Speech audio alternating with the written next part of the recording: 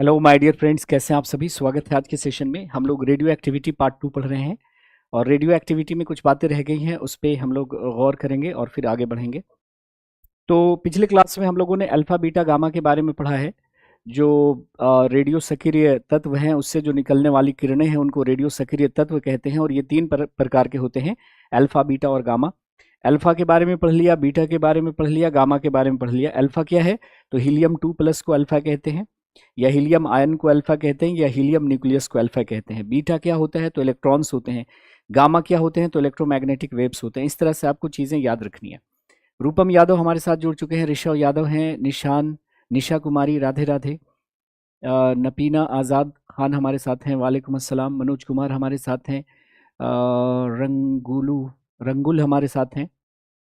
सभी का स्वागत है, खैर मकदम इस्तकबाल है आज के सेशन में, इस उम्मीद के साथ कि हम आप तक पहुंच पा रहे हैं, हमारी आवाज़ और तस्वीर आप तक पहुंच पा रही है। आज के सेशन का आगाज़ करते हैं, शुभारंभ करते हैं। So tell me, is everything okay? Am I audible and visible to all of you guys? अगर सब कुछ क्लियर है तो आज के सेशन को हम लोग स्टार्ट करते हैं। विकास कुमार, अरुण कुमार सिंह हमारे साथ हैं, निर्दोष कुमार यादव, राधे राधे, कैसे हैं? तो चलिए स्टार्ट करते हैं हम लोग। कुछ और बातें, पिछली क्लास में किसी को कोई डाउट है, कोई परेशानी है तो पूछ सकते हैं, नहीं तो हम आगे बढ़ेंगे, है ना। कृत्रिम रेडियो सक्रियता वगैरह हम लोग डिस्कस कर चुके हैं। अब एक चीज़ है, law of radio active disintegration, है ना।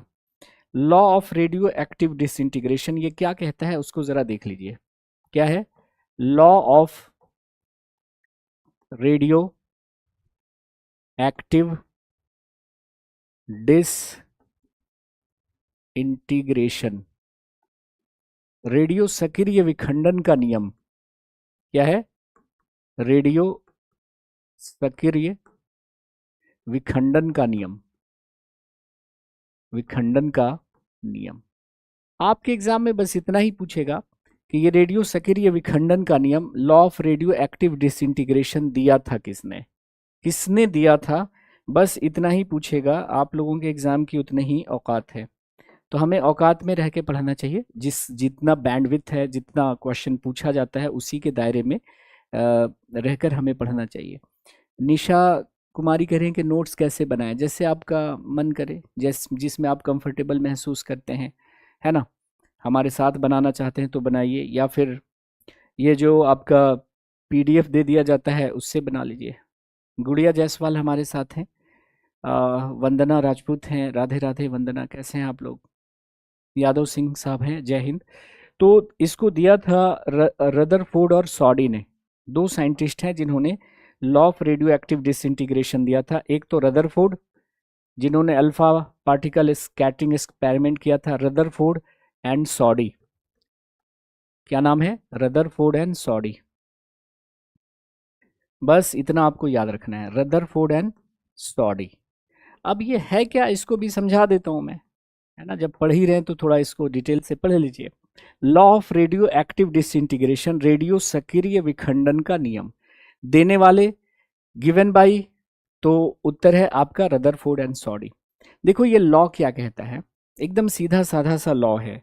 जैसे सपोज करो कि हमारे पास ये यूरेनियम का सैंपल है, पहला सैंपल, यूरेनियम का पहला सैंपल, और ये यूरेनियम का दूसरा सैंपल है, मान लिया हमारे पास। अच्छा, यूरेनियम जो है वो रेडियो सक्रिय तत्व है, तो तत्व में बहुत सारे परमाणु होंगे, तो ये यूरेनियम के ढेर सारे परमाणु आपको दिख रहे हैं। तो इसमें मान लेते हैं कि यूरेनियम के इतने परमाणु हैं, है ना। यूरेनियम के मान लिया इतने परमाणु हैं, ये सब यूरेनियम के एटम हैं। और ये जो दूसरा सैंपल है हमारे पास, इसमें यूरेनियम के इतने सारे परमाणु हैं, इतने सारे परमाणु हैं। ध्यान से सुनिएगा, बात आ जाएगी समझ में, क्योंकि ये 10th में पढ़ना नहीं है आप लोगों को, ये पूरा का पूरा 12th लेवल पे हम लोग चल रहे हैं। तो ये हमारे पास यूरेनियम का पहला सैंपल है और ये यूरेनियम का हमारे पास दूसरा सैंपल है। तो यूरेनियम आप जानते हैं रेडियो सक्रिय तत्व है, मतलब इसके एटम क्या होंगे? टूटते रहेंगे। कभी एटम ये टूट गया, कभी ये टूट गया, कभी ये टूट गया। तो जो ऐसे तत्व जिसके एटम क्या होते हैं? डिसइंटीग्रेट होते हैं, टूटते रहते हैं, उसको हम क्या कहते हैं? रेडियो सक्रिय तत्व कहते हैं, रेडियो एक्टिव एलिमेंट कहते हैं। जैसे कि यूरेनियम हमारा क्या है? रेडियो एक्टिव एलिमेंट है, रेडियो सक्रिय तत्व है। अच्छा, ये जो विखंडन की जो दर होगी, रेट ऑफ डिसइंटीग्रेशन, यानी कितना एटम टूटेगा एक सेकेंड में, है ना, वो किस पे डिपेंड करेगा? नंबर ऑफ एटम पे। जिसमें ज्यादा नंबर ऑफ एटम्स होंगे उसमें विखंडन की दर क्या होगी? ज्यादा होगी। रेट ऑफ डिसइंटीग्रेशन क्या होगी? अधिक होगी। तो विखंडन की जो दर होती है वो किस पे डिपेंड करती है? नंबर ऑफ एटम्स पे। जितने ज्यादा नंबर ऑफ एटम्स होंगे उतने ही ज्यादा एटम टूटेंगे। जैसे मान लिया कि जहां पर ज्यादा आबादी होगी वहां पे मृत्यु दर ज्यादा होगी, है ना, और आपका बर्थ रेट भी ज्यादा होगी। ठीक उसी तरह से जिस सैंपल में परमाणुओं की संख्या ज्यादा होगी उसमें विखंडन की दर ज्यादा होगी। ज्यादा आबादी तो मृत्यु दर ज्यादा। उसी प्रकार ज्यादा नंबर ऑफ एटम्स, परमाणुओं की संख्या अत्यधिक, तो विखंडन की दर अत्यधिक। विखंडन मतलब मर गया एटम, टूट गया, है ना। तो अगर ज्यादा आबादी है तो मृत्यु दर ज्यादा होगी, उसी तरह से ज्यादा परमाणु है तो विखंडन की दर ज्यादा होगी। This is called law of radio active disintegration. तो law of radio active disintegration और कुछ है ही नहीं, यही है। Law of radio active disintegration क्या कहता है कि rate of disintegration, rate of disintegration, rate of disintegration, rate of disintegration is directly proportional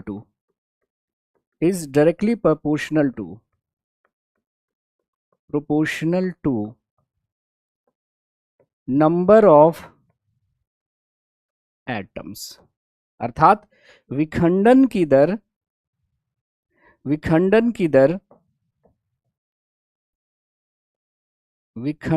दर परमाणुओं की संख्या के समानुपाती होता है।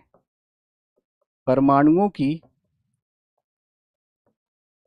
संख्या का समानुपाती होता है। यही है law of radio active disintegration. इसको आप ऐसे समझो कि मृत्यु दर किसके समानुपाती होगा? पॉपुलेशन का। अगर ज्यादा नंबर ऑफ इंडिविजुअल्स हैं, पॉपुलेशन ज्यादा है, तो मृत्यु दर भी क्या होगी? ज्यादा होगी। This is called law of radio active disintegration. आपको क्या याद रखना है कि law of radio active disintegration दिया था किसने? बस इतना ही याद रखना है, रदरफोर्ड एंड सॉडी। अगर आपको डिटेल में याद रखना है तो ये याद रखना कि जितनी ज्यादा परमाणुओं की संख्या होगी उतनी ही ज्यादा विखंडन दर होगी। This is called law of radio active disintegration. क्या किसी को समझने में दिक्कत है? बताओ। शिवम तिवारी कह रहे हैं कि रिकॉर्डेड है क्या सर? रिकॉर्डेड कैसे होगी लाइव में? मेरी क्लास रिकॉर्डेड नहीं चलती। अमन कुमार कह रहे हैं कि sir what is mass energy equivalence? Einstein साहब ने ये जो दिया था ना, E is equal to mc square, इसको कहते हैं मास एनर्जी इक्विवेलेंस। यानी मास को एनर्जी में, एनर्जी को मास में हम कन्वर्ट कर सकते हैं। This is mass energy equivalence, है ना। द्रव्यमान ऊर्जा समतुल्यांक, क्या बोलते हैं इसको? मास एनर्जी इक्विवेलेंस, ऊर्जा द्रव्यमान समतुल्यांक, ऊर्जा द्रव्यमान समतुल्यांक। ये तो पहले ही बता चुका हूं। आइंस्टीन साहब ने क्या कहा था? द्रव्यमान को ऊर्जा में, ऊर्जा को द्रव्यमान में आप इस समीकरण द्वारा कन्वर्ट कर सकते हैं। This is called mass energy equivalence. ठीक है। दूसरा है हमारा, एक और लॉ है जिसको हम पढ़ेंगे, ग्रुप डिस्प्लेसमेंट लॉ। दूसरा लॉ क्या पढ़ना है हमें गाइस? ग्रुप डिस्प्लेसमेंट लॉ, समूह विस्थापन का नियम। समूह विस्थापन का नियम। इसमें भी इतना याद रखना है कि ये किसने दिया था, लेकिन इसकी थ्योरी भी थोड़ा सा हमें याद करके चलना है। अब यहां से क्वेश्चन होंगे, है ना। क्वेश्चन पूछने का अंदाज थोड़ा बदल रहा है, तो आप जो है स्टडी का अंदाज आपको थोड़ा बदलना पड़ेगा। काजल कह रही है कि सर एक डाउट है। हाँ पूछ लीजिए ना। कल क्लास अगर मेरी ऑफलाइन नहीं लगी मुखर्जी नगर में तो होगी, नहीं हुई इसका मतलब है कि क्लास लग गई है। ठीक है। अनुराग कह रहे हैं कि सर समझ में आ रहा है, very good. Group displacement law किसने दिया था, आपको याद रखना है भाई साहब, बहुत इंपॉर्टेंट है, इंपॉर्टेंट कर लीजिएगा। तो group displacement law was given by Soddy and Fajans. Soddy and Fajans दो साइंटिस्ट हैं गैस, एक का नाम है सॉडी और दूसरे का नाम है फाजान। तो सॉडी और फाजान साहब ने दिया था एक लॉ जिसको हम कहते हैं बच्चे ग्रुप डिस्प्लेसमेंट लॉ, है ना, समूह विस्थापन का नियम। अब ये नियम क्या है इसको जरा हम समझते हैं, है ना, इसको जरा हम समझते हैं काफी गहराई से, ताकि कितने भी गहरा क्वेश्चन आपसे पूछ दे आपसे बन जाना चाहिए। देखो पहला पॉइंट है ग्रुप डिस्प्लेसमेंट लॉ का, कि मान लिया कि ये कोई एटम है, कोई परमाणु है, परमाणु को हमने एक्स से डिनोट कर दिया, आप कोई भी परमाणु ले सकते हैं, किसी से भी डिनोट कर सकते हैं। यहाँ पे जो आप Z लिखते हैं वो इसका क्या होता है, परमाणु संख्या होती है, याद है। और A जो आप लिखते हैं ये किस क्या होता है, mass number, atomic number, mass number, परमाणु संख्या और द्रव्यमान संख्या, पढ़ा है आपने। अब देखिए ये लॉ कहता है बच्चा कि अगर किसी एटम से क्या निकलता है, एक अल्फा निकल जाता है। क्या निकल जाता है बच्चे, एक अल्फा निकल जाता है। किसी परमाणु से बच्चा एक अल्फा निकल जाता है, एक अल्फा निकल जाता है, तो उसके एटॉमिक नंबर में, उसके एटॉमिक नंबर में 2 की कमी हो जाती है, 2 की कमी हो जाती है, और मास नंबर में 4 की कमी हो जाती है। क्या बोलता है कि अगर किसी परमाणु से एक अल्फा निकलता है, एक अल्फा कण निकलेगा, तो उसके परमाणु संख्या में 2 की कमी हो जाएगी और द्रव्यमान संख्या में 4 की कमी हो जाएगी। क्या हो जाएगी बच्चे, नेटवर्क प्रॉब्लम यहां से तो नहीं है प्रिंस राज? हाँ, असर्शन रीजन बेस्ड भी क्वेश्चन आता है, तो उस तरह के क्वेश्चन भी हमने प्रैक्टिस सेशन में डाले हुए हैं, है ना। दूसरा पॉइंट, सॉडी फाजान क्या कहते हैं दूसरे पॉइंट में, ये कहते हैं कि जैसे मान लिया कि कोई एटम है X और इसका एटॉमिक नंबर अगर क्या है Z है और मास नंबर A है, और इससे अगर एक बीटा निकलता है, क्या निकलता है बच्चे, एक बीटा निकलता है, ठीक है, क्या निकलता है, बीटा निकलता है, एक बीटा कण निकलता है। तो देखिए ये कहता है कि भाई उसके एटॉमिक नंबर में जो है 1 की बढ़ोतरी हो जाएगी, एटॉमिक नंबर जो है वो 1 से बढ़ जाएगा, एटॉमिक नंबर जो है वो 1 से बढ़ जाएगा, लेकिन मास नंबर में कोई परिवर्तन नहीं होगा, मास नंबर में कोई परिवर्तन नहीं होगा। और तीसरा पॉइंट उन्होंने बताया सॉडी और फाजान ने, क्या, देखिए कि जैसे मान लिया कि कोई एटम है X जिसका एटॉमिक नंबर है Z और मास नंबर है A, और उससे अगर क्या निकल जाता है, एक गामा निकल जाता है, क्या निकल जाता है, गामा निकल जाता है, तो ना तो उसके एटॉमिक नंबर में कोई चेंज आएगा, ना ही उसके मास नंबर में कोई चेंज आएगा। ये है क्या, ग्रुप डिस्प्लेसमेंट लॉ। अब आप कहिएगा सर इसका नाम ग्रुप डिस्प्लेसमेंट लॉ क्यों रखा गया, इसलिए रखा गया कि देखो सॉडी और फाजान कहते हैं कि अगर कोई परमाणु है उससे एक अल्फा कण निकलता है, तो उसके एटॉमिक नंबर में परमाणु संख्या में 2 की कमी हो जाएगी, तो परमाणु संख्या में 2 की कमी हो जाएगी, तो पीरियोडिक टेबल में आवर्त सारणी में 2 ग्रुप पीछे चला आएगा, आएगा ना। और अगर कोई बीटा निकलता है कोई बीटा निकलता है तो परमाणु संख्या क्या होता है, 1 से बढ़ जा रहा है, द्रव्यमान संख्या पे कोई फर्क नहीं पड़ रहा है, 1 से बढ़ जा रहा है, मतलब अगर बीटा निकलेगा तो एक ग्रुप आगे चला जाएगा, परमाणु संख्या 1 से बढ़ेगा तो पीरियोडिक टेबल में एक ग्रुप आगे चला जाएगा। और अगर किसी एटम से गामा निकलता है तो गामा पे आप जानते हैं ना तो कोई चार्ज है ना ही इसका मास है, तो ना तो एटॉमिक नंबर में चेंज होगा ना तो मास नंबर में चेंज होगा।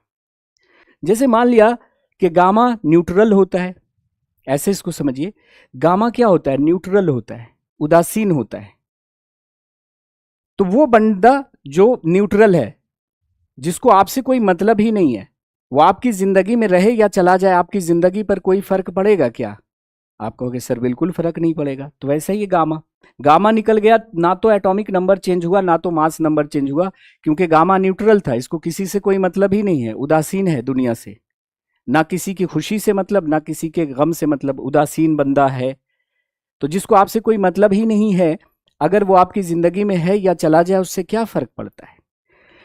बीटा, एक ऐसा व्यक्ति जिससे आपको थोड़ा सा लगाव था, थोड़ा सा सरोकार था, वो आपकी जिंदगी से चला गया, थोड़ा दुख होगा। जैसे कि बीटा, बीटा जाने से, बीटा निकलने से सिर्फ एटॉमिक नंबर चेंज हुआ है, मास नंबर पे कोई फर्क नहीं पड़ा। लेकिन एक ऐसा शख्स जिसको आपकी जिंदगी से बहुत लेना देना था, वो चला गया तो लगा सब कुछ बदल गया। वो है कौन? अल्फा। अल्फा के जाने से देखो एटॉमिक नंबर भी चेंज हो गया, मास नंबर भी चेंज हो गया। तो कुछ लोग ऐसे होते हैं जिसके जाने से बहुत फर्क पड़ता है, सब कुछ बदल गया, जिंदगी बदल गई, वो है अल्फा। कुछ कुछ फर्क पड़ा, वो है बीटा, बिल्कुल फर्क नहीं पड़ा, गामा। तो इसको कहते हैं ग्रुप डिस्प्लेसमेंट लॉ। तो ग्रुप डिस्प्लेसमेंट लॉ में इतनी ही बातें आपको याद रखनी है कि अगर एक अल्फा निकलेगा तो एटॉमिक नंबर 2 से घट जाएगा, एक बीटा निकलेगा तो एटॉमिक नंबर 1 से बढ़ जाएगा, लेकिन मास नंबर पे कोई फर्क नहीं पड़ेगा। गामा निकलेगा तो ना तो एटॉमिक नंबर पे फर्क पड़ेगा, ना तो मास नंबर पे फर्क पड़ेगा। जैसे मान लिया इस तरह का क्वेश्चन हमने यहां से एक बना दिया। आप बताइए कि इसका सही उत्तर क्या होगा, बोलो। केडी मारोदिया हमारे साथ है, स्वागत है आपका, बहुत बहुत शुक्रिया, खुश रहिए। हाँ बिल्कुल हो जाएगा विकास, क्या बात कर रहे हैं। गौतम पूछ रहे हैं बायोलॉजी का सिलेबस खत्म हो गया, किस बैच में? वो बैच बताइएगा तब मुझे समझ में आएगा ना। अलग अलग बैचेस में अलग अलग चीज़ें चल रही होती है ना, किसी में बायो चल रहा है, किसी में केमिस्ट्री चल रही है। तो पूछ रहा है कि निम्नलिखित में से किस कण के रेडियोधर्मी उत्सर्जन से द्रव्यमान संख्या के साथ साथ परमाणु संख्या भी परिवर्तित हो जाएगा, ऐसा क्वेश्चन पूछ रहा है। तो गामा के निकलने से कुछ फर्क नहीं पड़ता, ना तो एटॉमिक नंबर चेंज होता है, ना तो मास नंबर चेंज होता है। बीटा के निकल जाने से क्या, सिर्फ एटॉमिक नंबर चेंज होता है, मास नंबर पे कोई फर्क नहीं पड़ता। तो बच गया कौन? अल्फा। अल्फा के निकलने से एटॉमिक नंबर यानी परमाणु संख्या 2 से घट जाता है, मास नंबर पे कोई फर्क नहीं पड़ता। तो ऑप्शन नंबर 3 है, मतलब आपका ऑप्शन नंबर सी होगा 3 ओनली, है ना। तो 1 and 2, 2 and 3, only 3, none of the above. So right answer should be which one? Tell me. Right answer should be option number C. Very good. Vipin ने B बोल दिया, कैसे विपिन? 2 और 3 दोनों। क्या बोल रहा है? किसके निकल जाने से सब कुछ चेंज होगा? Mass number as well as क्या? Atomic number. मास नंबर और एटॉमिक नंबर दोनों चेंज हो जाएंगे। देखो ना, अभी आपने क्या देखा था, जो हमने आपको ग्रुप डिस्प्लेसमेंट लॉ पढ़ाया, उसमें आपने क्या देखा कि एटॉमिक नंबर जो है और मास नंबर दोनों चेंज होता है, किसमें? अल्फा के निकल जाने से। कितना चेंज हो रहा है? एटॉमिक नंबर 2 से चेंज हो रहा है, मास नंबर 4 से चेंज हो रहा है। बीटा के निकल जाने से सिर्फ एटॉमिक नंबर चेंज हो रहा है, एटॉमिक नंबर 1 से बढ़ रहा है, मास नंबर अपरिवर्तित रह रहा है। गामा के निकल जाने से ना तो एटॉमिक नंबर चेंज होता है, ना तो मास नंबर चेंज होता है। कोई शक? तो उत्तर सही क्या हो गया हमारा? ऑप्शन नंबर सी, अल्फा, यानी 3 ओनली। 3 ओनली पूछ रहा था, इसमें से करेक्ट ऑप्शन को चुनिए, है ना। सही विकल्प का चयन कीजिए, सही विकल्प का चयन कीजिए। बात आ रही है समझ में? अमन बिल्कुल सही है आप, प्रतिज्ञा बिल्कुल सही, कीर्ति, सागर सुमन, अमन कुमार यादव, वेरी गुड, सबने अच्छा उत्तर दिया। इसका मतलब बातें आ रही है समझ में। इज इट क्लियर और नॉट? Tell me. क्लियर है ना। एक चीज़ और हम चलते चलते यहाँ पे देखेंगे, इस टॉपिक को हम अलविदा कहेंगे और अगले टॉपिक पे हम लोग चलेंगे बच्चे, और वो टॉपिक हमारा होगा एसिड बेसिस एंड सॉल्ट, जिसके बिना क्वेश्चन पेपर बनता नहीं है। तो एसिड बेसिस एंड सॉल्ट बिल्कुल आसान सा टॉपिक है, उसको हम 7th क्लास से उठाएंगे और अपना लेवल बढ़ाते बढ़ाते 10th और 11th तक हम लोग चलेंगे, है ना, जहाँ से क्वेश्चंस आपसे पूछे जाते हैं। ठीक है जी, प्रतिज्ञा लाइव क्लास है, चलिए बहुत अच्छा। सुहानी पवर बिल्कुल जाता है सभी का। अनुराग श्रीवास्तव साहब, very good, thank you. Now एक चीज़ और मैं आपको बता देना चाहता हूँ, हाफ लाइफ पीरियड, अर्ध आयु काल, जिसको टी हाफ से डिनोट करते हैं, कुछ नहीं है, डेफिनेशन से यहाँ से क्वेश्चन होता है, डेफिनेशन याद करना है आपको यहाँ पे। T half, half life period, अर्ध आयु काल को हम टी हाफ से डिनोट करते हैं। पहले मैं समझा देता हूं, लिखा हुआ अपने आप समझ में आ जाएगा, है ना। यहाँ पे आपको क्वेश्चन कहाँ से मिलेगा, तो डेफिनेशन से मिलेगा कि अर्ध आयु काल क्या होता है। देखिए समझिएगा, जैसे मान लिया कि कोई ये रेडियो एक्टिव एलिमेंट है, कोई रेडियो सक्रिय तत्व है, मान लेते हैं यूरेनियम। यूरेनियम तो तत्व का मतलब क्या होता है, जिसमें एक ही प्रकार के परमाणु हो। तो ये यूरेनियम का मान लिया हमने कहा कि एलिमेंट है, यूरेनियम का तत्व है। इसका मतलब क्या है, इसमें सिर्फ यूरेनियम के एटम होंगे, मान लिया इतने एटम है।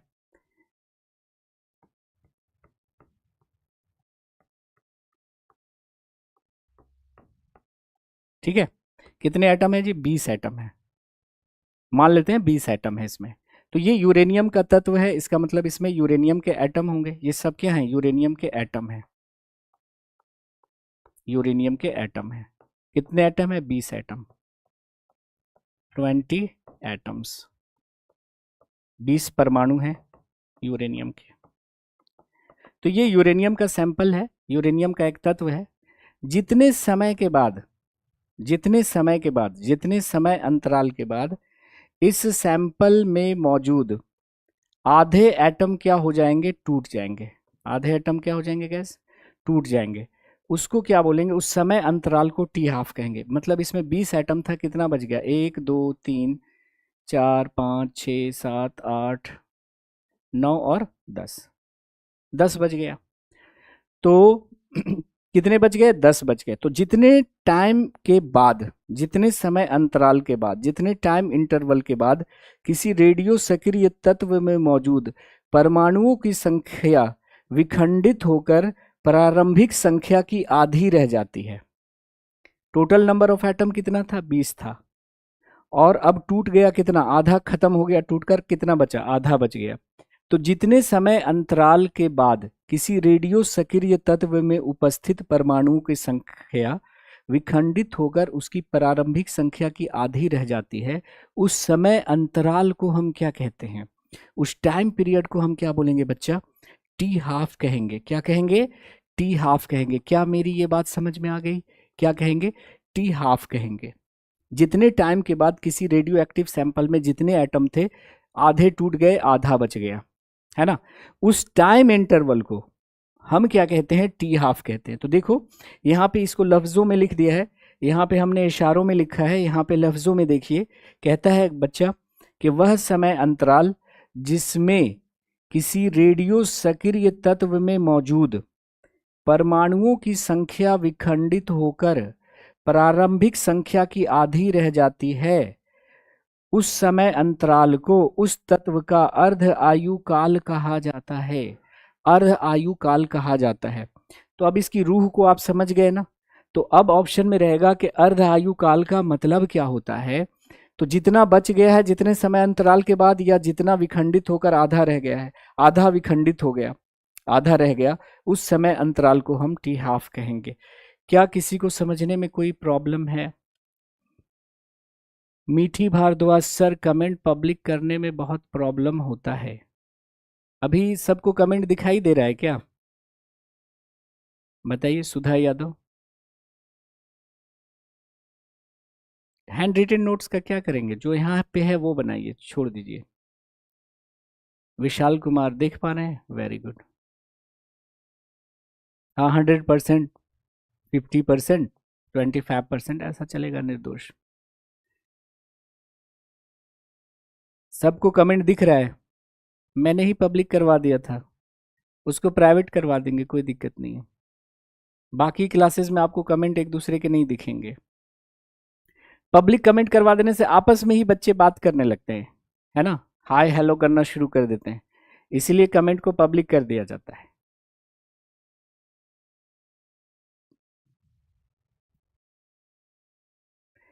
So now we are going to discuss acid basis and salt. अगला टॉपिक हम आपका ले रहे हैं, बहुत ही सिंपल सा, सादा सा, सरल सा टॉपिक, लेकिन बिना उस टॉपिक के क्वेश्चन पेपर बनता नहीं है, बनता नहीं है। वो टॉपिक है बच्चा एसिड बेसिस एंड सॉल्ट, है ना, अम्ल क्षारक और लवण, या अम्ल भस्म और लवण। So let us start with acid basis and salt. पढ़ने के लिए तैयार हैं आप लोग? तो उसका पार्ट 1 हम देखेंगे। ठीक है, एसिड्स, बेसेस एंड सॉल्ट। अम्ल, भस्म और लवण। बेस और एल्कली में क्या फर्क होता है वो आगे हम देखेंगे। क्लियर है? आंसर देने में प्रॉब्लम होती है, क्यों? दिखाई नहीं दे रहा है? चलिए तो अच्छी बात है फिर। मैंने वैसे ओपन तो करवा दिया था कि आप एक दूसरे का कमेंट भी देख सके, पर ठीक है, प्राइवेट सही रहता है ना, उसमें आपस में लोग बातें करने लगते हैं, वो भर जाता है। जो नेसेसरी कमेंट है वो भी मैं देख नहीं पाता। जैसे आप लोग आपस में बात कर रहे हैं और कोई बच्चा क्वेश्चन पूछ रहा है या कोई डाउट पूछ रहा है तो वो छुप जाता है कमेंट, हम देख ही नहीं पाते। तो जो अननेसेसरी कमेंट है वो दिखता रहता है और जो नेसेसरी कमेंट है वो नहीं दिखता, तो सिर्फ आपको अपना कमेंट ही दिखेगा। नाउ हम लोग देखने जा रहे हैं एसिड्स। सबसे पहले हम एसिड देखेंगे और नीचे लिख लेंगे प्रॉपर्टीज ऑफ एसिड्स। क्या लिखेंगे? Properties of acids. Properties of acids, अम्ल के गुण। अम्ल के गुण मतलब अभी हम जो है रासायनिक गुण नहीं देखने जा रहे हैं, भौतिक गुण देखेंगे। पहला पॉइंट लिखिएगा कि acids are sour in taste. अम्ल स्वाद में खट्टे होते हैं। कोई भी खट्टी चीज लगे खाने पर, इसका मतलब उसमें निश्चित रूप से अम्ल है। बिना अम्ल का कोई भी चीज खट्टी नहीं हो सकती। तो अम्ल स्वाद में खट्टे होते हैं। Acids are sour in taste. दूसरा, acids turn blue litmus to red. यह नीले लिटमस को लाल में बदल देते हैं। तो अगर कोई पदार्थ है जो नीले लिटमस पत्र को लाल में बदल दे, समझ लीजिएगा कि भाई साहब वो एसिड है, वो एसिड है। तीसरा पॉइंट लिखिएगा कि acids are corrosive in nature. Acids are corrosive in nature. अम्ल संक्षारक प्रकृति के होते हैं। अम्ल संक्षारक प्रकृति के होते हैं। आप कहेगा सर ये संक्षारक क्या होता है? संक्षारक यानी कोरोसिव का मतलब ये है बच्चे कि अगर हम अम्ल को आपकी त्वचा पे डाल दें, मार्बल पे डाल दें, धातु की सतह पे डाल दें तो उसको खराब कर डालेगा।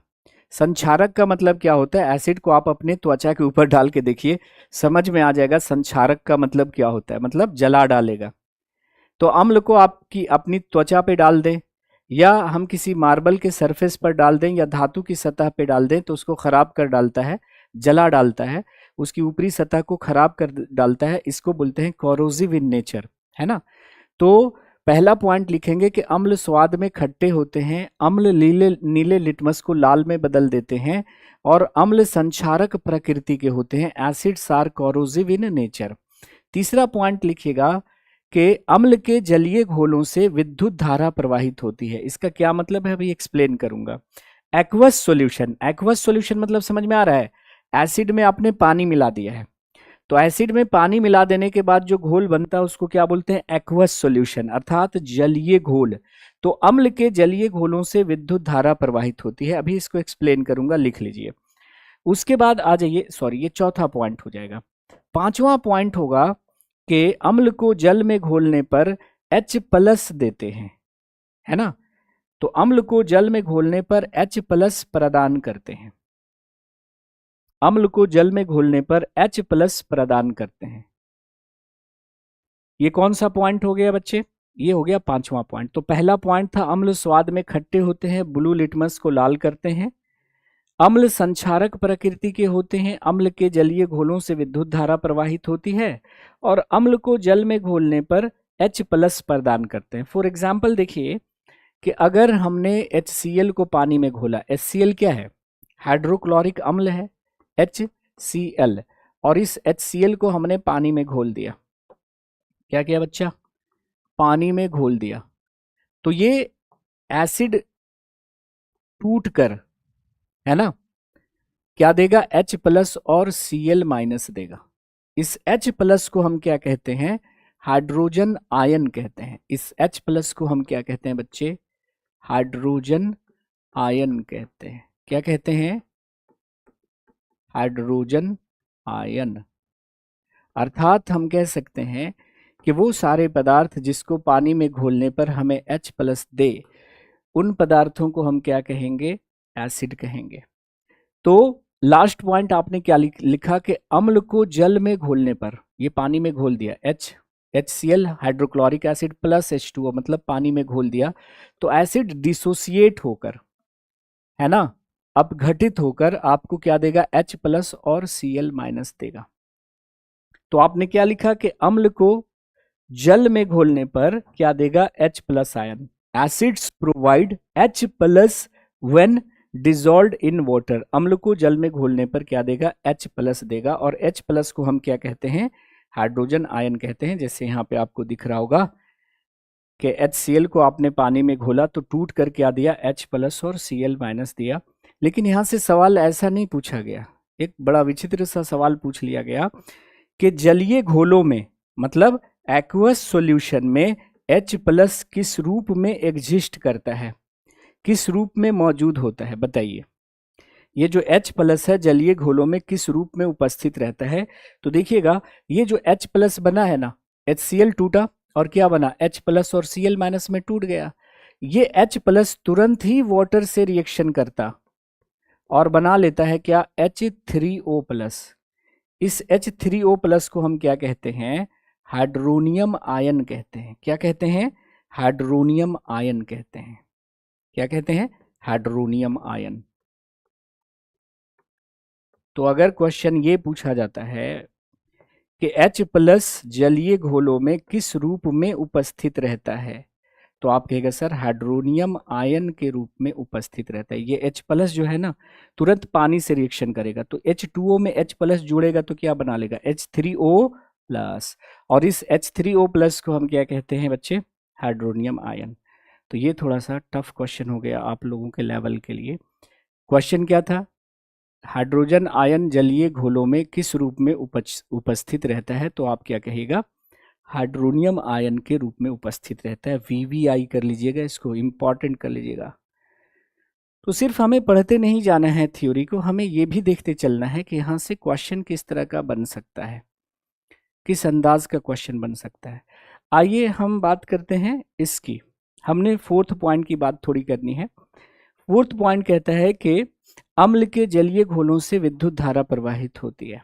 Aqueous solution of acid conducts electricity. क्या मतलब है इसका, इसको थोड़ा समझते हैं। यहाँ से भी क्वेश्चन पूछा गया है आप लोगों के एग्जाम में।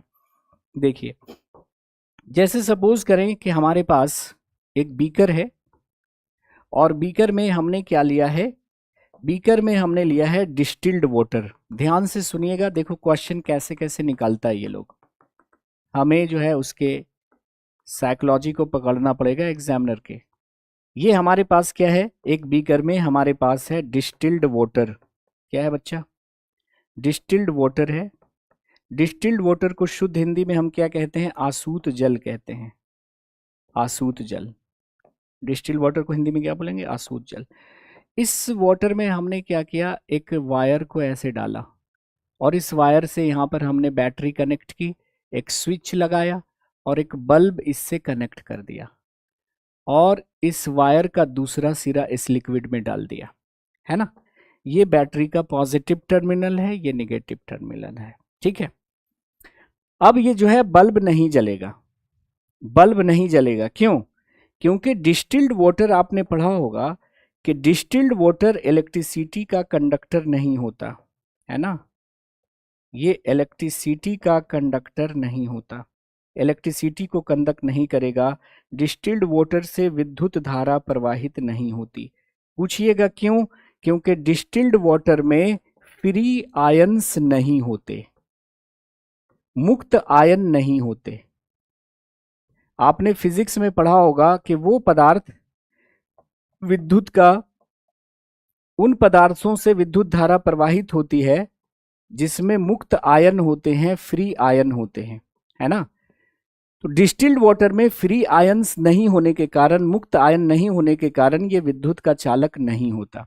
तो कोई अगर आपसे पूछता है कि डिस्टिल्ड वाटर से विद्युत धारा क्यों प्रवाहित नहीं होती, है ना, या डिस्टिल्ड वाटर इलेक्ट्रिसिटी का कंडक्टर है कि नहीं है, तो आप कहेगा सर नहीं है, डिस्टिल्ड वाटर से विद्युत धारा प्रवाहित नहीं हो सकती। पूछेगा क्यों, तो कहेगा उसमें फ्री आयंस नहीं होते। फिजिक्स कहता है कि वो सारे पदार्थ जिसमें मुक्त आयन होंगे उसी से ही इलेक्ट्रिसिटी प्रवाहित हो सकती है। अब देखिए हमने क्या किया, दूसरा पॉइंट, अब हमने क्या किया कि ये बीकर है और इसमें आपने डिस्टिल्ड वाटर ले रखा था। ये आपके पास क्या था, डिस्टिल्ड वाटर था। क्या था हमारे पास, डिस्टिल्ड वाटर, डिस्टिल्ड वाटर, आसूत जल। क्या था हमारे पास, आसूत जल था। इसमें आपने थोड़ा सा या तो मिला दिया एसिड, क्या मिला दिया, थोड़ा सा एसिड मिला दिया, या क्या मिला दिया, बेस, क्षार मिला दिया, या इसमें थोड़ा सा क्या मिला दिया, सॉल्ट मिला दिया, लवण मिला दिया। हमने क्या किया, पहले सिर्फ क्या लिया था, डिस्टिल्ड वाटर लिया था। अब हमने इसमें क्या कर दिया, डिस्टिल्ड वाटर में थोड़ा सा या तो एसिड मिला दिया, या थोड़ा सा बेस मिला दिया, या थोड़ा सा सॉल्ट मिला दिया। और अब हम इसे इलेक्ट्रिसिटी से कनेक्ट करेंगे। ये वायर डुबा दिया इसमें, और यहाँ पर आपका बैटरी है, यहाँ पे आपका स्विच है, और ये आपका बल्ब है, और इस वायर का दूसरा सिरा इस लिक्विड में डाल दिया, है ना। स्विच ऑन करेंगे बच्चे, स्विच ऑन करेंगे, बल्ब जलने लगेगा। देखो जलता हुआ दिख रहा है आपको, ये देखो बल्ब जल रहा है, बल्ब जल रहा है। क्यों, क्योंकि जैसे ही हम एसिड डालेंगे इसमें, जैसे मान लिया हमने इसमें HCl डाल दिया, इसमें हमने HCl डाल दिया, तो HCl तुरंत टूट कर क्या देगा, H+ और Cl-, दो तरह के आयंस मिल गए। इसलिए आपने देखा होगा कि आपके घरों में जो मतलब इन्वर्टर में बैटरी होती है या कार में बैटरी होती है, तो उसमें पहले डिस्टिल्ड वाटर डालते हैं और उसके बाद एसिड डालते हैं, कौन सा, H2SO4। बिना एसिड डाले हुए आप बैटरी को चार्ज पे लगाइए, वो चार्ज नहीं लेगा। मतलब क्या हुआ कि अम्ल के जलीय घोलों से, हमने सिर्फ क्या लिखा था कि अम्ल के जलीय घोलों से विद्युत धारा प्रवाहित होती है ना, एक साथ अब रट लो कि अम्ल के, क्षार के और लवण के जलीय घोलों से विद्युत धारा प्रवाहित हो सकती है।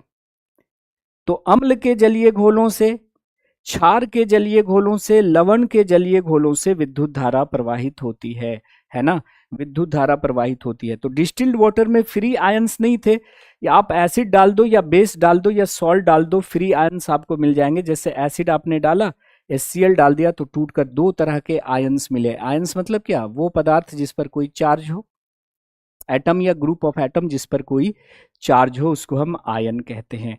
और देखिए अब इससे विद्युत धारा प्रवाहित होगी। आपने डिस्टिल्ड वाटर में क्या मिला दिया है, या तो एसिड मिला दिया है थोड़ा सा, या तो बेस मिला दिया है, या सॉल्ट मिला दिया है। अब देखो बल्ब जल रहा है, यानी ये इलेक्ट्रिसिटी को कंडक्ट कर रहा है।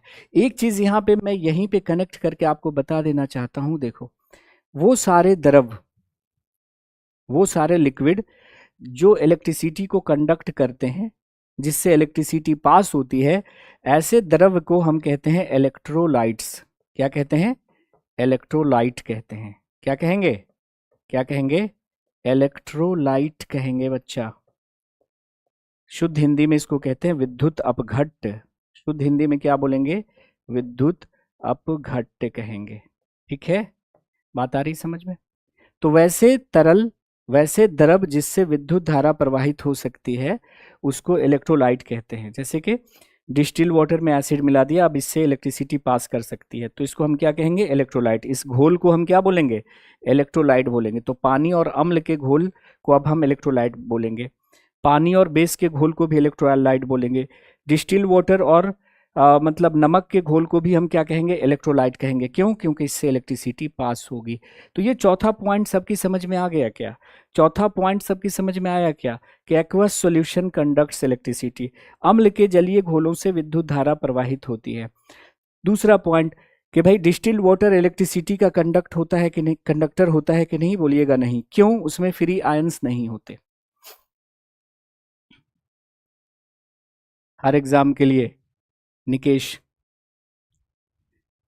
कि इस एग्जाम के लिए है कि नहीं, उस एग्जाम के लिए है कि नहीं, एक बार आप आराम से पढ़ लो, क्वेश्चन आप देख लेना, हर एग्जाम के बनेंगे आपसे बच्चा। ठीक है, तो ये दिमाग में ही छोड़ दो कि ये एनटीपीसी के लिए है, क्या ये सीडीएस के लिए है, क्या ये एनडीए के लिए है, क्या ये पीसीएस के लिए है। अब इतना तो समझ में आ गया होगा कि हम एकदम एनसीईआरटी को बेस रख के पढ़ा रहे हैं। NCERT line by line, 6 to 12 तो उसमें हर एग्जाम के लिए मैटर जो है वो आ जाएगा बच्चा। विशाल कुमार कह रहे हैं कि सर हम वीओडी क्लास देख लिए हैं। तो वीओडी क्लास देख लिए हैं तो यहाँ क्यों समय बर्बाद कर रहे हैं? अब उसके क्वेश्चन लगाइए ना, प्रैक्टिस सेशन लगाइए और फिर प्रीवियस ईयर्स के क्वेश्चंस बनाइए। पर आपने क्यों देखा? जब आपकी लाइव क्लास चल रही है तो वीओडी से देखने का क्या मतलब है? बोलो। वीओडी तो उन बच्चों के लिए दिया गया है ना जिसने कोर्स ले लिया और उसके सर पे कोई एग्जाम है ना, उसके लिए है। आप रोज रोज एक एक चैप्टर एक एक मतलब थ्योरी पढ़ेंगे तो वो ज्यादा दिमाग में सेट होगा बच्चा, ठीक है। लेकिन आपने पढ़ ही लिया है तो आप क्वेश्चन बनाइएगा, है ना। क्वेश्चन हमने सबका डाल दिया है अपने यूट्यूब चैनल पे। तो दोनों मिलकर मतलब थ्योरी और प्रैक्टिस सेशन मिलकर आपका कंप्लीट माना जाएगा। Now we are going to discuss the types of acids. तो लिखेंगे heading types of acids. Acid के प्रकार, अम्ल के प्रकार, टाइप्स ऑफ एसिड्स, अम्ल के प्रकार, किसके आधार पे? ओरिजिन के आधार पे। तो ओरिजिन के आधार पे अर्थात उत्पत्ति के आधार पे अम्ल कितने प्रकार के होते हैं? 2 प्रकार के होते हैं। उत्पत्ति के आधार पे अम्ल कितने प्रकार के होंगे? 2 प्रकार के होंगे। कितने प्रकार के होंगे? 2 प्रकार के अम्ल होते हैं। उत्पत्ति के आधार पे अम्ल 2 प्रकार के होते हैं। On the basis of origin acids are of 2 types. उत्पत्ति के आधार पे अम्ल जो होगा बच्चा वो 2 प्रकार का होगा। आपको पता ही है पहला जो एसिड है वो कहलाता है organic acid. Organic acids Hindi में क्या लिखते हैं इसको? कार्बनिक अम्ल। क्या लिखते हैं? कार्बनिक अम्ल लिखते हैं। और दूसरा है बच्चे मिनरल एसिड। मिनरल एसिड जिसको हम लोग इनऑर्गेनिक एसिड भी कहते हैं। Inorganic acids. खनिज अम्ल हिंदी में क्या लिखेंगे इसको? खनिज अम्ल या क्या लिखेंगे? अकार्बनिक अम्ल। अकार्बनिक अम्ल। उत्पत्ति के आधार पे अम्ल 2 प्रकार के हो गए। पहला है ऑर्गेनिक एसिड, दूसरा है मिनरल एसिड। उत्पत्ति कहने का मतलब क्या है कि अम्ल की उत्पत्ति कहां से हुई है, अम्ल प्राप्त कहां से हुआ है। वह अम्ल जो हमें प्रकृति से प्राप्त होता है, नेचर से मिलता है, अर्थात पौधों एवं जंतुओं से प्राप्त होता है, वैसे अम्लों को हम क्या कहते हैं? Organic acids. मतलब those acids which are obtained from either animals or plants are known as what? Organic acids. Or you can say naturally occurring acids are known as organic acids. प्रकृति से प्राप्त अम्लों को हम क्या कहेंगे? ऑर्गेनिक एसिड कहेंगे। और जो मैन मेड एसिड्स होंगे, मानव निर्मित अम्ल, वो अम्ल जिसको हम लोग प्रयोगशाला में खनिजों के द्वारा बनाएंगे, उसको हम क्या कहेंगे? मिनरल एसिड कहेंगे। तो लिख लेते हैं इसको। तो पहला हमारा है ऑर्गेनिक एसिड और दूसरा हमारा है मिनरल एसिड्स। तो ऑर्गेनिक एसिड को हम कैसे लिखेंगे? Acids obtain from plants and animals, या हम कह सकते हैं नेचुरली अकरिंग एसिड्स। क्या लिखेंगे? Naturally occurring acids. प्रकृति से प्राप्त अम्लों को, प्रकृति से प्राप्त अम्लों को हम क्या कहेंगे गाइस? ऑर्गेनिक एसिड कहेंगे। Naturally occurring acids are called organic acids, अर्थात acids obtain from plants and animals, अर्थात पादप एवं जंतुओं से प्राप्त अम्लों को, पादप एवं जंतुओं से प्राप्त अम्लों को हम क्या कहेंगे? क्या कहेंगे बच्चे? Organic acids. तो आप लिख सकते हैं कि naturally occurring acids are called organic acids. प्रकृति से प्राप्त अम्लों को कार्बनिक अम्ल कहा जाता है, अर्थात पौधों एवं जंतुओं से प्राप्त अम्लों को हम क्या बोलेंगे? Organic acids. लेकिन man made acids, man made acids are called mineral acids. मानव निर्मित अम्ल, मानव निर्मित अम्ल को हम क्या कहेंगे? मिनरल एसिड कहेंगे। तो वो अम्ल जिसको हम लोग प्रयोगशाला में खनिजों की सहायता से बनाते हैं उसको हम कहते हैं मिनरल एसिड। यहाँ से देखो ऑर्गेनिक एसिड के एग्जाम्पल आपको याद करने पड़ेंगे बच्चे, ऑर्गेनिक एसिड के एग्जाम्पल्स आपको याद करने पड़ेंगे। तो सबसे पहले ऑर्गेनिक एसिड, उसके बाद हम मिनरल एसिड की बात कर लेंगे, ठीक है। तो ऑर्गेनिक एसिड के जितने एग्जाम्पल्स अभी तक जितने भी कॉम्पिटिटिव एग्जाम में पूछे गए हैं उसको हम एक साथ इकट्ठा करके एक स्लाइड पे लाने की कोशिश कर रहे हैं। एग्जाम के टाइम पे आप एक बार देख लेना उसको, आपका क्लियर हो जाएगा। जैसे सिट्रिक एसिड, जैसे ऑक्जेलिक एसिड, जैसे फॉर्मिक एसिड, जैसे मैलिक एसिड, जैसे टाटारिक एसिड, जैसे सल्फेनिक एसिड, जैसे न्यूक्लिक एसिड, जैसे कि आपका सल्फोनिक एसिड इत्यादि इत्यादि, सियालिक एसिड। तो जितने भी ऑर्गेनिक एसिड हैं उनको हम एक साथ इकट्ठा लाने की कोशिश कर रहे हैं। तो हम लोग देखने जा रहे हैं एग्जाम्पल्स ऑफ ऑर्गेनिक एसिड्स। तो अभी आपने पढ़ा कि ऑर्गेनिक एसिड क्या है, तो नेचुरली अक्रिंग एसिड्स हैं, मतलब वह एसिड जो हमें पौधों एवं जंतुओं से प्राप्त होते हैं। जैसे कि पहला है हमारा फॉर्मिक एसिड, क्या है जी, फॉर्मिक अम्ल। फॉर्मिक अम्ल, फॉर्मिक अम्ल को और किस नाम से जानते हैं, फॉर्मिक अम्ल को और किस नाम से जानते हैं, मीथेनोइक एसिड।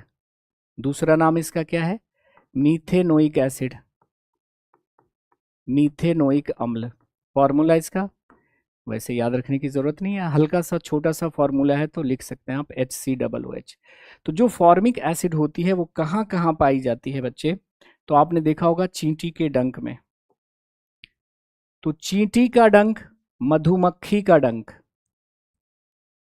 बिच्छू का डंक और बिच्छू बूटी, बिच्छू बूटी, नेटल लीव्स, एक पौधा होता है नेटल, उसकी जो पत्तियां होती है ना, वो पत्तियां अगर आपके त्वचा से टकरा जाए, तो जैसा चींटी काटता है ना, तो चींटी काटने पर रेडनेस हो जाती है, स्वेलिंग आ जाती है, वैसा ही इचिंग हो जाएगी, स्वेलिंग हो जाएगी, रेडनेस हो जाएगी। तो आपने देखा होगा जब चींटी आपको काटती है तो वहां पे थोड़ा सा स्वेलिंग आ जाता है, रेडनेस आ जाती है, क्यों, चींटी के डंक में फॉर्मिक अम्ल, बिच्छू के डंक में फॉर्मिक अम्ल, मधुमक्खी के डंक में फॉर्मिक अम्ल, और नेटल लीव्स, बिच्छू बूटी की जो पत्तियां हैं वो आपकी त्वचा से टकरा जाने पर स्वेलिंग आ जाती है, सूजन आ जाती है, रेडनेस आ जाती है, उन सब की वजह होती है फॉर्मिक अम्ल। तो फॉर्मिक अम्ल पाया जाता है, लिख लीजिएगा, चींटी के डंक में, मधुमक्खी के डंक में, बिच्छू के डंक में एवं बिच्छू बूटी में, एवं बिच्छू बूटी में, ठीक है। दूसरा अम्ल देखिएगा बार बार रिपीट हुआ है आपके एग्जाम में, एसिटिक एसिड। क्या नाम है, एसिटिक अम्ल, एसिटिक अम्ल, है ना। इसको और किस नाम से जानते हैं, इसको इसको हम सिरका के नाम से जानते हैं। तो बार बार आपसे पूछा गया है कि सिरका में, विनेगर में कौन सा अम्ल होता है, तो एसिटिक अम्ल होता है। एसिटिक अम्ल को और हम क्या बोलते हैं, इथेनोइक एसिड, याद है किसी को, इथेनोइक एसिड, इथेनोइक अम्ल, फॉर्मूला क्या होता है, CH3COOH। ये सब पढ़ेंगे ऑर्गेनिक केमिस्ट्री में हम लोग। तो ये दोनों इतने बार पूछे गए हैं कि सभी बच्चे को याद रहता है, फिर भी मैंने लिख दिया है कि फॉर्मिक एसिड चींटी के डंक में, मधुमक्खी के डंक में, बिच्छू के डंक में, बिच्छू बूटी में। एसेटिक अम्ल जिसको और क्या बोलते हैं, इथेनोइक अम्ल भी कहते हैं, फॉर्मूला है CH3COOH, सिरका में। तो सिरका में कौन सा अम्ल पाया जाता है। उसके बाद लैक्टिक अम्ल बताने की जरूरत है क्या, लैक्टिक एसिड कहाँ पाई जाती है, दही में। तो दही का स्वाद किसके कारण खट्टा होता है, दही में कौन सा अम्ल होता है, तो लैक्टिक अम्ल पाया जाएगा। कौन सा अम्ल पाया जाएगा, हिंदी में वैसे लिखने की जरूरत नहीं, इंग्लिश में लिख लीजिए, लैक्टिक अम्ल। क्या लिखेंगे, लैक्टिक अम्ल। उसी तरह से जो आपका सिट्रिक एसिड है बच्चे, वो नींबू में, संतरा में, टमाटर में, नींबू में, संतरा में, टमाटर में। अब यहाँ पे थोड़ा सा आपको ध्यान देना है, यहाँ पे थोड़ा सा ध्यान देना है। टमाटर देखो, टमाटर में कौन सा अम्ल पाया जा रहा है, तो आपने कहा सिट्रिक एसिड। लेकिन भाई ऑक्जेलिक एसिड भी टमाटर में पाया जाता है, ऑक्जेलिक अम्ल भी टमाटर में पाया जाता है। तो टमाटर में दो एसिड प्रचुर मात्रा में पाए जाते हैं, एक है सिट्रिक और दूसरा है ऑक्जेलिक अम्ल। लेकिन एक क्वेश्चन CDS में पूछ लिया गया, हो सकता है आप लोगों के एग्जाम में चुरा कर रख दिया जाए कि टमाटर में कौन सा अम्ल सबसे अधिक होता है। Most abundant acid found in tomato, टमाटर में कौन सा अम्ल ज्यादा होता है। ऑप्शन में आपका था सिट्रिक एसिड और ऑक्जेलिक एसिड, बताइए। तो अगर पूछ रहा है कि ज्यादा कौन सा होता है तो सिट्रिक एसिड टमाटर में क्या होता है, ज्यादा होता है। लेकिन अगर ऑप्शन में सिट्रिक एसिड नहीं है और आपसे पूछ रहा है कि टमाटर में कौन सा अम्ल पाया जाता है, तो आप देख लीजिएगा ऑप्शन प्रीवियस ईयर्स का क्वेश्चन निकाल करके ऑक्जेलिक एसिड लिखा रहेगा। तो ऑक्जेलिक एसिड कहाँ कहाँ पाया जाता है, टमाटर में और कहाँ पर, पालक में। टमाटर और पालक में कौन सा अम्ल पाया जाता है बच्चा, तो ऑक्जेलिक एसिड। स्कॉर्बिक एसिड आपको पता ही है विटामिन सी है और ये सीट्रस फलों में पाया जाता है। जितने भी खट्टे फल हैं सब में मिल जाएगा, सीट्रस फल या खट्टे फल, जितने भी खट्टे फल हैं उसमें स्कॉर्बिक एसिड मिल जाएगा। जैसे देखो आपका लेमन में भी स्कॉर्बिक एसिड मिलेगा, लेकिन लेमन में ज्यादा कौन होगा, तो सिट्रिक एसिड होगा। तो सीट्रस फ्रूट कहने का मतलब खट्टे फल, सीट्रस फल यानी खट्टे फल में आपको मिलेगा। मैलिक अम्ल कहाँ मिलेगा, तो सेब में पाया जाएगा। मैलिक अम्ल कहाँ मिलेगा, आपको सेब में पाया जाएगा। आप देख रहे हैं कि ये सारे के सारे एसिड आपको या तो एनिमल से मिल रहे हैं या फिर प्लांट से मिल रहे हैं। सो क्या हो गया, ऑर्गेनिक एसिड। टार्टारिक अम्ल देख लो, इमली में एवं अंगूर में कहाँ पाया जा रहा है, टार्टारिक अम्ल इमली प्लस अंगूर में पाया जाता है। ये भी बार बार पूछा गया है। सल्फेनिक अम्ल, नॉट फोनिक, सल्फेनिक अम्ल कहाँ पाया जाता है, प्याज में पाया जाता है। प्याज काटने पर आपसे पूछा गया है कि आंखों में आंसू आते हैं। एक क्वेश्चन पूछा गया कि प्याज काटने पर आंखों में आंसू आते हैं क्योंकि प्याज से निकलता है sulphenic acid, sulphonic acid, sulphurous acid, sulphuric acid, बताइए। तो सल्फेनिक एसिड उत्तर था, सल्फोनिक भी था ऑप्शन में। तो प्याज काटने से आंखों में आंसू आते हैं क्यों, प्याज से निकलता है सल्फेनिक एसिड जो आपके टीयर ग्लैंड को मतलब अश्रु ग्रंथि को एक्टिवेट कर देता है। उसके बाद आ जाइए, ग्लूटामिक अम्ल पाया जाता है गेहूं में, गेहूं में। उसके बाद न्यूक्लिक अम्ल कहाँ पाया जाएगा, डीएनए आरएनए में, नाम ही है deoxy ribonucleic acid, ribonucleic acid. और अमाइनो एसिड, अमीनो अम्ल कहाँ पाया जाता है, प्रोटीन में। प्रोटीन क्या होता है, अमाइनो एसिड का पॉलीमर होता है, अमाइनो एसिड का बहुलक होता है। ठीक है, तो जितने भी ऑर्गेनिक एसिड अभी तक पूछे गए हैं डिफरेंट कॉम्पिटिटिव एग्जाम में, सबको हमने एक स्लाइड पे इकट्ठा कर दिया ताकि आप एग्जाम के समय ऐसे देख लो, आपके दिमाग में ये सेट हो जाए। आपने क्या देखा कि ऑर्गेनिक एसिड वैसा एसिड है, ऑर्गेनिक एसिड वैसा एसिड है जो हमें नेचर से मिल रहा है, प्रकृति से मिल रहा है, अर्थात पौधों एवं जंतुओं से मिल रहा है। ठीक है, तो पौधों एवं जंतुओं से प्राप्त अम्लों को हम ऑर्गेनिक एसिड कहेंगे। अजय कुमार कहते सर मेरा नाम नहीं लेते। फिजिक्स बच्चा हमने रोज शुरू कर दिया है 3 बजे से, आज उसका 8वां लेक्चर होगा शायद, हाँ 8वां लेक्चर होगा। 3 बजे से मैंने अपने यूट्यूब चैनल पे फिजिक्स शुरू किया है। तो जिस भी बच्चे को फिजिक्स पढ़ना होगा आप वहां पे लाइव आ जाएंगे। अरविंद कह रहे सर कब तक कंप्लीट होगा, मतलब 40 से 45 क्लासेस में कंप्लीट हो जाएगा बच्चा अरविंद, 40 से 45 क्लास में कंप्लीट हो जाएगा।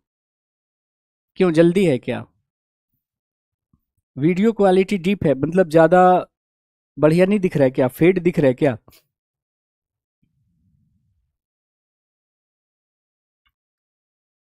बालजी शुरू हो जाएगी, घबराइए मत, पहले एक तो संभाल लीजिए। एडल सिंह, निशा कुमारी शुक्रिया आपका, अश्वनी कुमार, आर्मी लवर,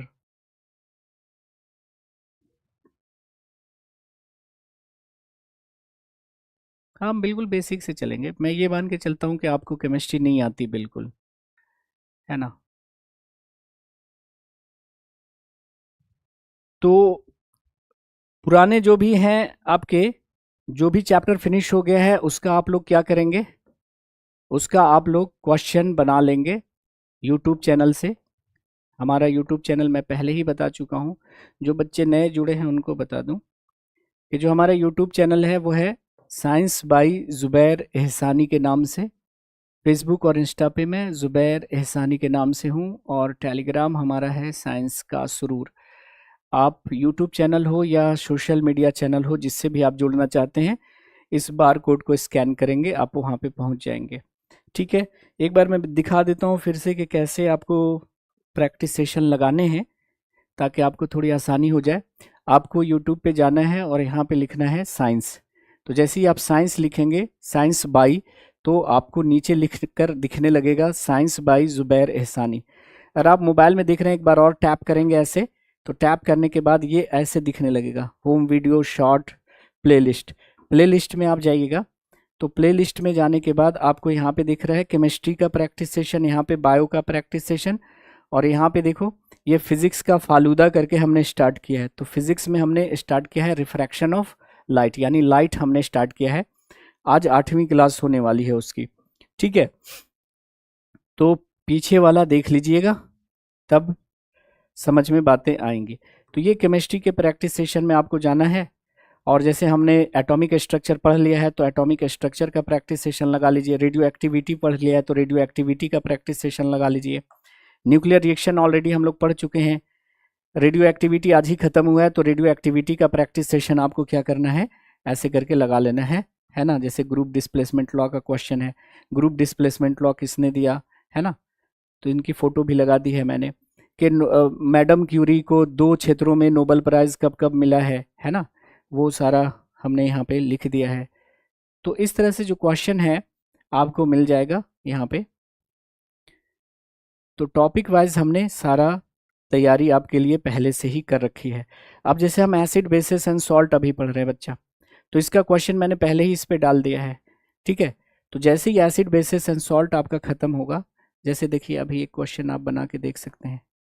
जैसे देखिए यहाँ पे है ना, खट्टे दूध में कौन सा एसिड होता है, मिलान करके यहाँ पे सही कोड को टिक करिए। असर्शन रीजन के क्वेश्चन हो गए, मैचिंग वाले क्वेश्चन हो गए, हर तरह के क्वेश्चन हमने यहाँ पे क्या कर रखे हैं, दे रखे हैं आप लोगों के लिए। ठीक है, जैसे देखो फॉर्मिक एसिड चींटी का डंक है ना, ऑक्जेलिक एसिड पालक, citric acid orange, formic acid है ना, टार्टारिक एसिड आपका इमली है ना। तो इस तरह से आपको मिलान करके जो है क्वेश्चन दिया गया है।